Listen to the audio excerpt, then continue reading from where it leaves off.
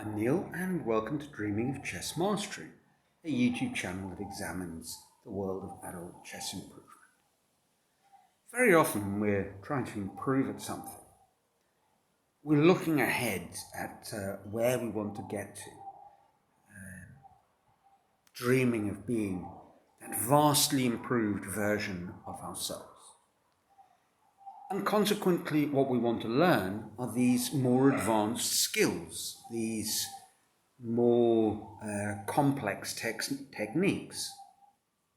And so, putting that in chess terms, you want to improve your game, you study the games of grandmasters. You want to improve your game, what lots of people will advise, the coaches, is that you need to play more games against better players, preferably in a band of maybe 1 to 200 rating points, stronger than yourself. The more you play of those, the more hard knocks you receive, the more you learn. And I think this is very good advice. But sometimes, as an adult chess improver, I think it obscures an important point. And that is that there's much to be learned from how we're dealing with situations at the other end of the spectrum. And I say this because I suspect that if you're anything like me, you feel you're probably a stronger player than you really are, and you somewhat take for granted, you're a little blasé about simpler matters in the world of chess, about winning easily won positions against much weaker players. I had a situation today where I was playing a game and I started playing some rapid games on Lichess, and this player was probably 400 points rated below me. And in the end I won comfortably enough, and it's a game that would be very easy to dismiss, except I started thinking that perhaps I'd actually really made quite a mess of things. I'd made it much harder than it really should have been. And that sort of game, traditionally, is the kind of game that I would have just forgotten about. And actually, we need to find where we've gone wrong in the games that we won easily, just as much as we need to find where we've gone wrong in the games that we've lost. It's maybe easier to identify those points in the games we lose because we're punished. But in this game, I wasn't. So it's very easy to assume that I made quite good moves all the way through. But it's quite possible that nothing could be further from the case. That actually, the way I went about it illustrated a whole raft of problems within the way I play chess and I approach games. And I think this is perhaps connected to an important point, that as an adult chess improver, we are building on very uneven, sandy foundations.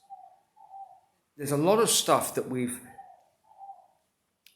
built into our game that is quite simply poor technique, but has served us well in beating players at a lower playing strength than ours. And perhaps we need to go back and examine exactly how we should have converted those easy positions smoothly. Now, I'm not suggesting that we should provide the same, or we should put in the same sort of energy and analysis with these kind of, in inverted commas, trivial games. But I think it's worthwhile identifying points in the game where we suspect we made a bad decision, having a look at what the computer says, and dissecting that position to determine the right sort of plan.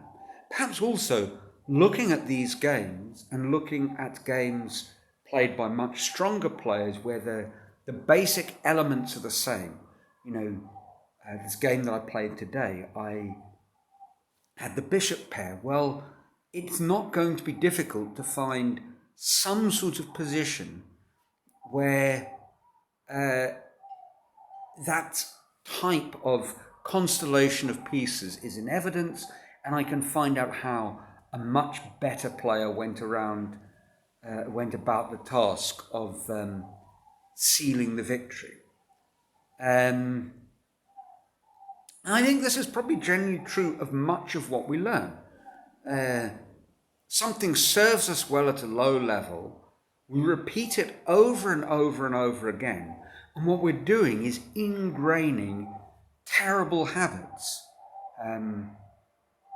You're learning to draw, or perhaps the way you hold your pencil is actually all wrong. Okay, there's no right or wrong, one might argue, in anything. But perhaps the way you are holding your pencil as someone learning to draw indicates a very complex series of problems that perhaps you need to unpick and re-stitch together if you're ever going to kind of produce the work that you want to produce. You're learning to play the guitar. Well, how do you hold the guitar? How do you position it? Why do you position it that way? And what sorts of faulty techniques have you developed to cover up for these initial problems? And it might be that actually those faulty techniques have become part of what in inverted commas is your style, the way you go about doing things. And actually you don't want to unpick. It's intrinsically, part of your identity and what makes you special. On the other hand, perhaps if you're trying to go forward, you need to destroy what you have in place so far and rebuild it. And I guess the decision is it something foundational? Do you need to go right back to the beginning and rebuild? Or is it something that can be adapted, that can be incorporated intelligently?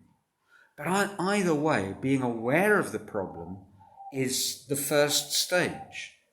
And I think certainly in terms of chess rather than other skills that we might be trying to master, there's a lot of very basic techniques that, quite simply, if we don't get them right in these simple positions, how are we going to get them right in the more complex ones?